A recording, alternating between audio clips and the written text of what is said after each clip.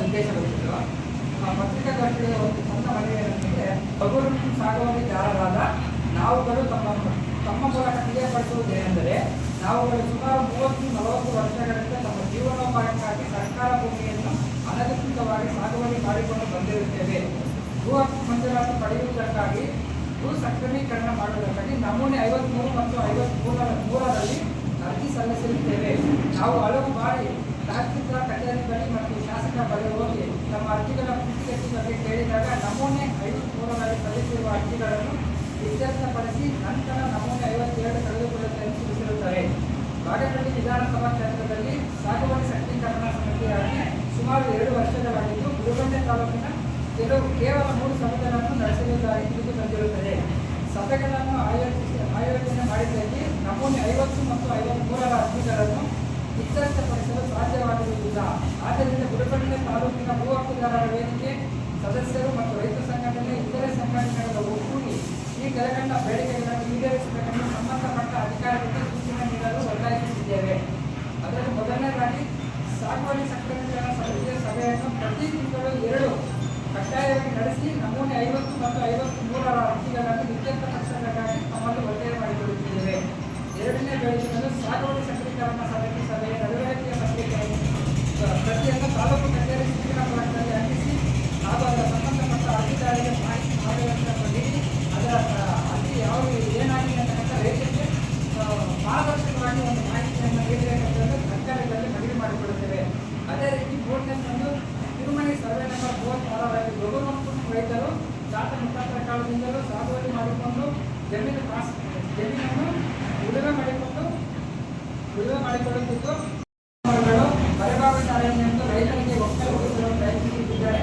ಸಾಗುವಳಿ ಮಾಡುತ್ತಿರುವ ಭೂಮಿಯನ್ನು ಕಂದಾಯ ಮತ್ತು ಅರಣ್ಯ ಇಲಾಖೆಯವರು ಜಂಟಿ ಸರ್ವೆ ಮಾಡಿ ವೆರಿಫಿಕೇಷನ್ ಮೊತ್ತವನ್ನು ಕಂದಾಯ ಇಲಾಖೆಯವರು ಪಡೆದುಕೊಂಡು ಸಾಗುವಳಿ ಮಾಡುತ್ತಿರುವ ಭೂಮಿಯನ್ನು ಕೈಬಿಡುವಾಗಿ ಸರ್ಕಾರಕ್ಕೆ ಒತ್ತಾಯಿಸುತ್ತಿದ್ದೇವೆ. ನಂತರ 5ನೇದು ರೈತರು ಈಗಾಗಲೇ ಸಾಗುವಳಿ ಭೇಟಿ ನೀಡಿ ಕೈಬರಹದ ಪಾಣಿಯಲ್ಲಿ ಹೆಸರು ದಾಖಲಾಗಿದ್ದು ಘನೀಕೃತ ಡಿಸಿಷನ್ ಮಾಡಿರುವುದಿಲ್ಲ. ಇಂತಹದನ್ನು ಕೂಡಲೇ ಎಚ್ಚೆತ್ತುಕೊಂಡು ಘನೀಕರಣ ಮಾಡಬೇಕೆಂದು ಮಾಧ್ಯಮಗಳಲ್ಲಿ ಇದು ಮಾಡ್ತಾರೆ.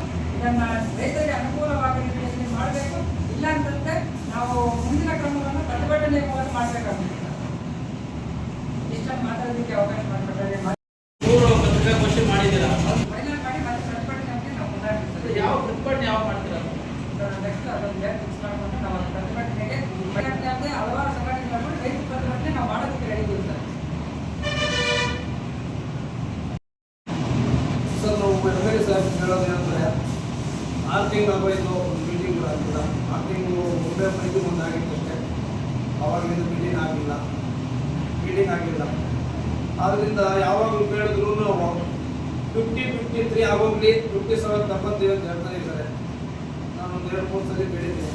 ಇಲ್ಲಪ್ಪ ಆಗೋಗ್ಲಿ 57 ಅವಾಗ ತಪ್ಪಂತೀವಿ ಮಾಡ್ತೀವಿ ಅಂತ ಇದ್ದಾರೆ. ನಾವು ಸುಮಾರು ಒಂದು 25-30 ವರ್ಷದಿಂದ ನಾವು ಉಳುಮೆ ಮಾಡ್ಕೊಂಡೇ ಬರ್ತಾ ಇದ್ದೀವಿ. ನಮಗೇನು ಡಾಕ್ಯುಮೆಂಟ್ ಇಲ್ಲ. ಆ ಜಮೀನು ಬಿಟ್ಟರೆ ಬೇರೆ ಜಮೀನು ಇಲ್ಲ. ಅದು ಕೊಟ್ಟರೆ ಕೊಡ್ಬೋದು, ಇಲ್ಲದೆ ನಾವು ಹಾಳಾಡ್ಕೊತೀವಿ ಅಂತ ನಮ್ಮ ಯಜಮಾನರನ್ನ ಸುಬ್ಬಾರೆಡ್ಡಿ ಅವರ ಮನವಿ ಮಾಡ್ಕೊತಾ ಇದ್ದೀವಿ. మేము సుమారుగా 30 ఏళ్ళుగా మేము పనిచేస్తాము. 30 ఏళ్ళ నుంచి చేస్తూ ఉండే జమీన్ మాకు చిక్కలేదంటే ఆ జమీన్ లేకపోతే మాకు చాలా అమలైంది. మీరు పదవిలో ఉన్నట్టే, మీరు అధికారంలో ఉన్నట్టు మీ సర్కారం ఉంది. మీరు మాకు ఏమేమి చేసి జమీన్ చేసేయాలని మేము చాలా ఉత్సాహం చేస్తున్నాము. మేము ఇప్పుడు చాలా మీ దగ్గర అడుగుతానది ఏమంటే, మీరు నెలకు ఒక మీటింగ్ అన్న పెట్టి క్లోజ్ చేసి మాకు 57 ఫారం నెంబర్ ఎత్తుకొని మీరు మాకు జమీన్ చేసిస్తారు అని అట్లా అపమానంతో మీ దగ్గర మేము కాసుకోవడము. మీరు మాకు జమీన్ చేసేయాలని పదే మేము అదే అడుగుతాము. ఇప్పుడు ఎక్కడి నుంచి వచ్చి వేరే వాళ్ళు మేము 20-30 ఏళ్ళకి జమీన్ చేయడం కూడా ఆ జమీన్ దగ్గర జల్ బ్యాంక్ వాళ్ళకి, జల్ మిషన్ వాళ్ళకి వాళ్ళు సర్వే చేసి వాళ్ళకి అధికారం ఉంది. ఇప్పుడు మాకు ఇంకా లేదు, మీకు ఇంకా లేదు అని చెప్తారు. వాళ్ళకు మాత్రం వచ్చేప్పటికీ సెక్రటరీలు చేస్తారు వచ్చి వాళ్ళు జాగ్రత్తలు చూపించి ఇలా అయితే వాళ్ళు పర్మిషన్ చేస్తారు. మేము ఇన్నేళ్ళకి బడ రైతులు మేము బాధపడి తున్నుకోడే వరకు మాకు జమీన్ లేకుండా ఎవరికో వేరే వాళ్ళు చేస్తే మేము అన్యాయం అయిపోతాము. పేద రైతులు మేము నీతో నమ్ముకొని ఉన్నాము, నువ్వు మాకు చేయిస్తావని మేము చాలా నీతో నమ్ముకోవడము, నువ్వు మాకు అన్యాయం చేయించాలని మేము చాలా మీద ఒత్తిడి చేస్తాము. మీ దగ్గర నుంచి మాకు సహాయం కావాలని మేము అడుగుతాము. మీరు బాగేపల్లి, గుడిబండ, చేలూరు 3 తాలూకులో మీరు డిమాండ్ కావడం లేదన్నా. మీరు అదే గమనంలో ఉండే కయ్యలే. అయితే కానంలో ఇప్పుడు తహసీల్దార్లో 3 ఎంపీ మెంబర్లు ఉన్నారు. మీరు మాత్రం మిమ్మల్ని బిజీలో ఉన్నప్పుడు వాళ్ళు కూడా చేయొచ్చు అనే అధికారం ఉండేది తెలుసు. వాళ్ళైనా చేసి మేము చేసి 50 షేర్లు అనేసి మేము ఉత్సాహం చేస్తాము. అన్నా నువ్వు ఉన్నట్లనే మాకు జమీన్ ఇయ్యాలా, నువ్వు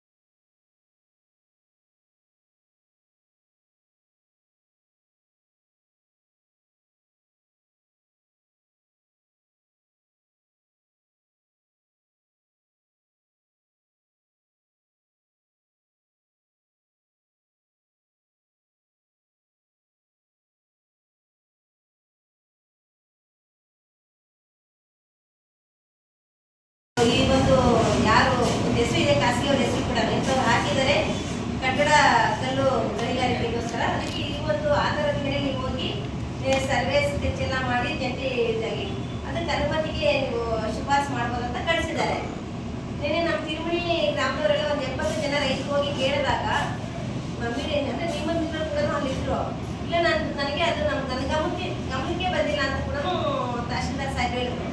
ಅದು ತಹಶೀಲ್ದಾರ್ ಸಾಹೇಬ್ ಗಮನಕ್ಕೆ ಬರದೇನೆ ಯಾವ ರೀತಿ ಸರ್ವೇರ್ ಆಗ್ಬೋದು ಅಥವಾ ನಮ್ಮ ಆರ್ಐಗಳು ಆಗ್ಬೋದು ಅಥವಾ ನಮ್ಮ ವಿಲೇಜ್ ಅಕೌಂಟೆಂಟ್ ಆಗ್ಬೋದು ಹೇಗೆ ಫೀಲ್ಡ್ಗೆ ಹೋಗೋದಕ್ಕೆ ಸಾಧ್ಯ? ಒಂದು ಸಣ್ಣ ಲೆಟರ್ ಬಂದರೂ ಕೂಡ ಮೇಲಿನ ಅಧಿಕಾರಿಗೆ ಕೊಟ್ಟರೆ ಮಾತ್ರ ಕೆಳಗಿನ ಅಧಿಕಾರಿಗಳು ಹೋಗ್ತಾರೆ, ಇಲ್ಲಾಂದ್ರೆ ಹೋಗಕ್ಕೆ ಸಾಧ್ಯನೇ ಇಲ್ಲ. ಯಾವ ರೀತಿ ಒಂದು ಆ ಸ್ಥಳಕ್ಕೆ ಭೇಟಿ ಮಾಡಿದ್ರು ಅಥವಾ ಪರಿಶೀಲನೆ ಮಾಡಿದ್ರು ತಹಶೀಲ್ದಾರ್ ಗಮನಕ್ಕೆ ಇಲ್ಲದೇನೆ ಒಬ್ಬ ಬಡಪಾಯಿ ಸುಮಾರು 30-40 ವರ್ಷಗಳಿಂದ ಅದೇ ಜಮೀನನ್ನ ಜೀವನೋಪಾಯಕ್ಕಾಗಿ ಮಾಡ್ತಾ ಬಂದಿದ್ದು ಅಲ್ಲಿಂದಲೇ ಬಂದಂತ ಫಸಲಲ್ಲಿ ಊಟ ಮಾಡಿ ಆ ಕುಟುಂಬದ ಆದಾಯನ ಹೆಚ್ಚಿಸ್ಕೊಳ್ಳೋದಕ್ಕೆ ಪ್ರಯತ್ನ ಮಾಡ್ತಿರುವಂತ ರೈತನ ಬಿಟ್ಟು ಯಾವುದೋ ಹಣದ ಆಸೆಗೋಸ್ಕರ ಅವ್ರು ಗಣಿಗಾರಿಕೆ ಮಾಡ್ತೀವಿ ಅಂತ ಅಂದಿದ ತಕ್ಷಣ ಎಲ್ಲರೂ ಕೂಡ ಮುಂದೆ ಬಂದು ಅದಕ್ಕೆ ಬೇಕಾಗಿರುವಂತ ಸಹಕಾರ ಕೊಡೋದಕ್ಕೆ ಮುಂದಾದ ಹೊರತಾಗಿ ಕಟ್ಟ ಕಡೆಯ ರೈತನೇ ನಮ್ಮ ಒಂದು ಭಾರತದ ಬೆನ್ನೆಲುಬು ಅಂತ ಹೇಳ್ತೀವಿ. ಅವ್ರಿಗೆ ಕೊಡಿ ಅಂತ ಅದು ಕಾನೂನಿನ ರೀತಿಯಲ್ಲಿ ಕೊಡಿ ಅಂತ ಕೇಳ್ತಿದ್ದಾರೆ. ಅದನ್ನು ಕೊಡೋದಕ್ಕೆ ಯಾರು ಕೂಡ ಮುಂದೆ ಬರ್ತಿಲ್ಲ. ಅದೇ ಗಣಿಗಾರಿಕೆಗೆ ಅಂದ ತಕ್ಷಣ ಮುಂದೆ ಬರ್ತಾರೆ ಅಂತಂದ್ರೆ ಇದೊಂದು ವಿಪರ್ಯಾಸ ಅಂತಾನೆ ಹೇಳ್ಬೋದು. ಯಾಕೆಂತಂದ್ರೆ ಗಣಿಗಾರಿಕೆ ಮಾಡೋದ್ರಿಂದ ಯಾರಿಗೆ ಲಾಭ? ರೈತನಿಗಂತೂ ಲಾಭ ಅಲ್ಲ. ಯಾಕೆಂದ್ರೆ ಇನ್ನೂ ಅದು ಪರಿಸರಕ್ಕೆ ಹಾನಿ ಆಗುತ್ತೆ. ಜೊತೆಗೆ ಅಲ್ಲಿ ಏನು ಆ ಒಂದು ಪ್ರದೇಶದಲ್ಲಿ ಜೀವದಾನಗಳಿಗೆ ಅಂದ್ರೆ ಜಾನುವಾರುಗಳಿಗೆ ಮೇವಿನ ಕೊರತೆ ಆಗುತ್ತೆ. ಇನ್ನೊಂದು ಕಡೆ ಏನೋ ಕಾಡು ತರ ಇದೆ ಅಂತಂದ್ರೆ ಆ ಕಾಡು ಪ್ರಾಣಿಗಳು ಗ್ರಾಮಗಳಿಗೆ ಬಂದು ಅಲ್ಲಿ ಮನುಷ್ಯರನ್ನ ಮತ್ತೆ ಜೀವರಾಶಿಗಳ ಮೇಲೆ ದಾಳಿ ಮಾಡಿ ಅಲ್ಲೂ ಕೂಡ ಅನ್ಯಾಯ ಆಗುತ್ತೆ. ಅದರಿಂದ ಗಣಿಗಾರಿಕೆಯಿಂದ ಮತ್ತೆ ಶಬ್ದ ಮಾಲಿನ್ಯ ಕೂಡ ಆಗುತ್ತೆ. ಅದಕ್ಕೆ ಅಂದ್ರೆ ಅದಕ್ಕೆ ಮುಂದೆ ಬಂದು ಸಪೋರ್ಟ್ ಮಾಡೋದಕ್ಕೆ ನೋಡ್ತಾರೆ ಹೊರತಾಗಿ ಒಬ್ಬ ರೈತ ಬೆಳೆ ಬೆಳೆದ್ರೆ ಆ ಕುಟುಂಬ ಆರೋಗ್ಯವಾಗಿರುತ್ತೆ, ಆ ಕುಟುಂಬದ ಆದಾಯ ಹೆಚ್ಚಿಗೆ ಆಗುತ್ತೆ, ಮತ್ತೆ ಆ ಕುಟುಂಬಕ್ಕೆ ಒಂದು ಬಲ ಕೊಟ್ಟಂಗಾಗುತ್ತೆ. ಈಗ ಒಂದು ಕುರಿನೋ ಮೇಕಿನೋ ಕೊಟ್ರೆ ಸ್ವಲ್ಪ ದಿನ ಇರ್ತಾವೆ, ಜಮೀನು ಕೊಟ್ರೆ ತಲಾಂತರವರೆಗೂ ಕೂಡ ಆ ಜಮೀನು ಆ ಕುಟುಂಬಕ್ಕೆ ಆಶ್ರಯವಾಗಿ ಇರುತ್ತೆ. ಅದ್ರ ಬಗ್ಗೆ ನಮ್ಮ ಶಾಸಕರಾಗ್ಬೋದು ಅಥವಾ ಅಧಿಕಾರಿಗಳಾಗ್ಬೋದು ಗಮನ ಹರಿಸಿ ನಾವೇನು ಮೊದಲನೇ ಪ್ರಜೆ ಕೃಷಿ ಅಂದ್ರೆ ಮೊದಲನೇ ಪ್ರಜೆ ನಮ್ಮ ರೈತ ಅಂತ ಅನ್ಕೊಳ್ತೀವೋ ಅದೇ ರೈತನಿಗೆ ನಮ್ಮ ದೇಶದ ಬೆನ್ನೆಲುಬು ಕೃಷಿ ಅಂತ ಹೇಳ್ತೀವಲ್ಲ, ಆ ರೈತನಿಗೆ ಏನು ಸರ್ಕಾರದ ನಿಯಮ ಇದೆ ಆ ನಿಯಮಾವಳಿ ಪ್ರಕಾರ ಜಮೀನನ್ನ ಕೊಡೋದಕ್ಕೆ ನಮ್ಮ ಮಾನ್ಯ ಶಾಸಕರು ಮನಸ್ಸು ಮಾಡಿ ದಯವಿಟ್ಟು ಪ್ರತಿ ತಿಂಗಳು ಕೂಡ ಬೇಕಾದಷ್ಟು ಕೆಲಸಗಳ ಒತ್ತಡ ಇರುತ್ತೆ, ನಾವಿಲ್ಲ ಅಂತ ಖಂಡಿತ ಹೇಳಲ್ಲ. ಆ ಒತ್ತಡಗಳ ಮಧ್ಯೆ ಕೂಡ ನಮ್ಮ ರೈತನ ಒಂದು ಸ್ವಲ್ಪ ನೆನೆಸ್ಕೊಂಡು ಅವ್ರಿಗೆ ಭೂಮಿಯನ್ನು ಕೊಡೋದಕ್ಕೆ ಸಾಗುವಳಿ ಸಕ್ರಮೀಕರಣ ಸಮಿತಿ ಸಭೆಗಳನ್ನ ಮಾಡಿ ಅವ್ರಿಗೆ ಭೂಮಿನ ಒದಗಿಸ್ಕೊಟ್ರೆ ಅವ್ರು ತಲಾಂತರವಾಗಿ ಕೂಡ ಅವ್ರ ಕುಟುಂಬ ಪೂರ್ತಿ ಕೂಡ ಅವ್ರಿಗೆ ಚಿರಋಣಿಯಾಗಿರುತ್ತೆ ಅನ್ನೋದು ನಮ್ಮೆಲ್ಲರ ನನ್ನ ಅಭಿಪ್ರಾಯ. ಖಂಡಿತ ನಾವೆಲ್ಲ ಒಕ್ಕೂಟದವರು ಕೂಡ ಮಾತಾಡ್ಕೊಂಡಿದ್ದೀವಿ, ನಮ್ಮ ಶಾಸಕರು ಇದಕ್ಕೆ ಸ್ಪಂದಿಸ್ತಾರೆ ಅಂತ. ಅಕಸ್ಮಾತ್ ಸ್ಪಂದಿಸಿಲ್ಲ ಅಂತಂದ್ರೆ ನಾವು ಕೂಡ ಚಳುವಳಿಗೆ ಮುಂದೆ ಆಗ್ಬೇಕಾಗುತ್ತೆ ಅಂತ ಹೇಳ್ತಾ ನನ್ನ ಮಾತನ್ನ